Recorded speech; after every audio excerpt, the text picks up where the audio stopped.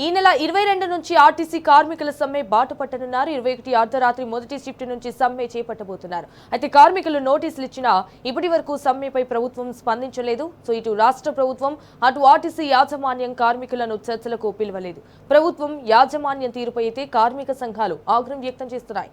అన్ని అంశాలపై కూడా క్లారిటీ రాకుంటే సమ్మె తప్పదంటున్న ఆర్టీసీ కార్మిక జేఏసీ హెచ్చరిస్తోంది. అండ్ మరోవైపు ఇటు రాజకీయ పార్టీల మద్దతుకు జేఏసీ ప్రయత్నాలు మొదలుపెట్టింది. ఈసారి ఎట్టి పరిస్థితుల్లో సమ్మె చేసి తీరుతామంటున్నారు ఆర్టీసీ కార్మిక సంఘాల నేతలు. అయితే అన్ని డిమాండ్లు పరిష్కరిస్తే తప్ప సమ్మె విరమణ ఆలోచన చేయలేదని తేల్చి చెప్తున్నారు.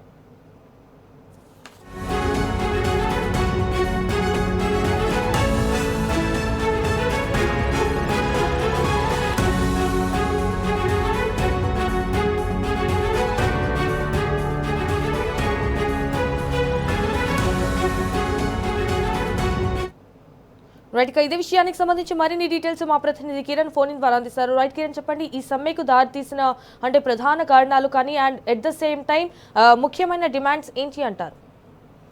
ప్రధానంగా ఈ నెల 22 నుంచి తెలంగాణ ఆర్టీసీ కార్మికులంతా కూడా సమ్మె బాట పడతా ఉన్నారు. ఈ నెల 21 అర్ధరాత్రి మొదటి షిఫ్ట్ నుంచే పూర్తిగా సమ్మెలోకి వెళ్తున్నటువంటి పరిస్థితులు మనకు కనిపించాయి. ఇప్పటి వరకు దాదాపు 4-5 రోజులు గడుస్తున్నప్పటికీ కూడా రాష్ట్ర ప్రభుత్వం చర్చలు జరపకపోగా ఇటు ఆర్టీసీ యాజమాన్యం కూడా కనీసం ఈ అంశం పైన మాట్లాడడం లేదు. ప్రధానంగా గత ప్రభుత్వం టీఆర్ఎస్ ప్రభుత్వం ఏదైతే ఉందో ప్రధానంగా వీళ్ళు ఆర్టీసీని ప్రభుత్వంలో విలీనం చేయాలనే దానిపైన కూడా గత ప్రభుత్వం గెజిట్ నోటిఫికేషన్ ఇచ్చింది. అది అపాయింట్మెంట్ డే ఇవ్వడంలో కొంత ఎలక్షన్ కోడ్ కారణంగా ఇవ్వలేకపోయింది.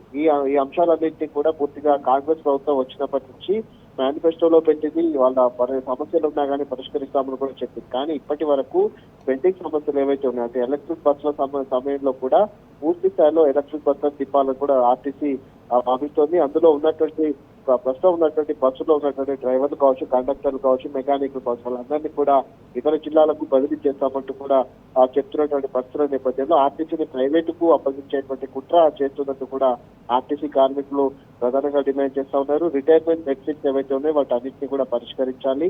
మరికొన్ని సమస్యలు ఏవైతే వాటన్నిటిపైన కూడా రాష్ట్ర ప్రభుత్వం దాదాపు 42 డిమాండ్లు ఉన్నాయి. వాటన్నిటిని కూడా పరిష్కరించడంలో విఫలమైంది. ఇప్పటికే వాళ్ళు మార్లు సమ్మె నోటీస్ ఇచ్చినప్పటికీ కూడా రాష్ట్ర ప్రభుత్వం చర్చలు జరపకపోగా తమ సమ్మెను నిర్వీర్యం చేసేందుకు కొంతమంది ఉన్నటువంటి ఆర్టీసీ కార్మికుల్లోనే కొంతమంది వాళ్ళతో నిర్వీర్యం చేసేటువంటి కుట్ర చేస్తుంది, విచ్ఛిన్నం చేసేటువంటి కుట్ర చేస్తుందని కూడా మండిపడుతున్నాయి. ఎట్టి పరిస్థితుల్లో ఈ నెల 22 నుంచి ఏ ఒక్క బస్సు కూడా రోడ్డు మీదకి ఎక్కదు, ఖచ్చితంగా ప్రజా రవాణా మొత్తం కూడా స్తంభింపచేస్తామంటూ కూడా హెచ్చరికలు జారీ చేశారు. మరోవైపు ఆర్టీసీకి సంబంధించినటువంటి అంశంలో మంత్రి పొన్నం ప్రభాకర్ కూడా ఈ అంశాన్ని సీరియస్ గా తీసుకోవటం లేరు. రాష్ట్ర ప్రభుత్వం పైన కూడా కనీసం ఒక అవగాహన కూడా లేకుండా పోతుంది. అటు ఆర్టీసీ యాజమాన్యం కూడా ఈ అంశం మాట్లాడడానికి కూడా కనీసం ముందుకు రావటం లేదు. ఎందుకంటే లేబర్ కమిషనర్ తో చర్చలు జరిపినటువంటి నేపథ్యంలో అప్పుడు ఆర్టీసీ కార్మికులు కావచ్చు, ఆర్టీసీ యాజమాన్యం రావాలి. కానీ ప్రస్తుతం ఏ ఒక్కరు కూడా రాకపోవడంతో వీళ్ళు మాత్రమే దాదాపు 2.5 గంటల పాటు లేబర్ కమిషనర్ తో చర్చలు జరిపారు.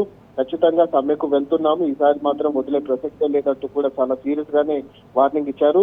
ఈ నెల 22 నుంచి మాత్రం ఖచ్చితంగా సమ్మెకు వెళ్తే మాత్రం రాష్ట్రంలో ప్రజా రవాణా మొత్తం కూడా స్తంభించేటువంటి అవకాశాలు అయితే కనిపిస్తున్నాయి. మరోవైపు ఎక్కువ డ్యూటీలు చేస్తున్నప్పటికీ కూడా అటు మహిళలకు సంబంధించినటువంటి అంశంలో మహాలక్ష్మి స్కీమ్ ను అమలు చేసినప్పటి నుంచి కేవలం 2 రోజుల్లోనే మేము సక్సెస్ చేసి చూపెట్టాము. కానీ మా పైన దాడులు జరుగుతా ఉన్నాయి, కనీసం మాకు గౌరవం కూడా దక్కడం లేదు, ఆర్టీసీ బస్సుల సంఖ్య పెంచాలని కూడా కోరుతున్నప్పటికీ కూడా కనీసం రాష్ట్ర ప్రభుత్వం ఈ అంశంలో వెనుకడుగు వేస్తుంది. ఆర్టీసీ కార్మికుల ధ్యేయమే మాకు ప్రధాన ఎజెండాగా ముందుకెళ్తున్నామని రాష్ట్ర ప్రభుత్వం గొప్పలు చెప్పుకుంటున్నప్పటికీ ఇప్పటికి కూడా కనీసం మరొక 2 రోజుల సమయం మాత్రమే ఉంది. ఎందుకంటే ఎల్లుండి అర్ధరాత్రి నుంచి సమ్మె అనేది ముందుకు వెళ్తున్నటువంటి అవకాశం అయితే ఉంది. కాబట్టి ఇప్పటి వరకు రాష్ట్ర ప్రభుత్వం కావచ్చు, ఆర్టీసీ యాజమాన్యం ఆర్టీసీ కార్మికులతో చర్చలు జరపట్లేదు. ఆర్టీసీ కార్మికులన్నీ కూడా రాష్ట్రంలో ఉన్నటువంటి అన్ని డిపోల వద్దకు వెళ్లి ఆర్టీసీ సమ్మె పైన అవగాహన కార్యక్రమాలు నిర్వహించి సమ్మెకు మద్దతు తెలపాలంటూ కూడా అటు ఆర్టీసీకి సంబంధించినటువంటి కార్మికులంతా రాజకీయ పార్టీల నేతలను కూడా కోరుతున్నటువంటి సందర్భాలు అయితే మనకు కనిపిస్తా ఉన్నాయి. 22 నుంచి మాత్రం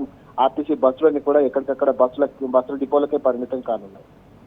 okay, all right Kiran, thank you for the updates.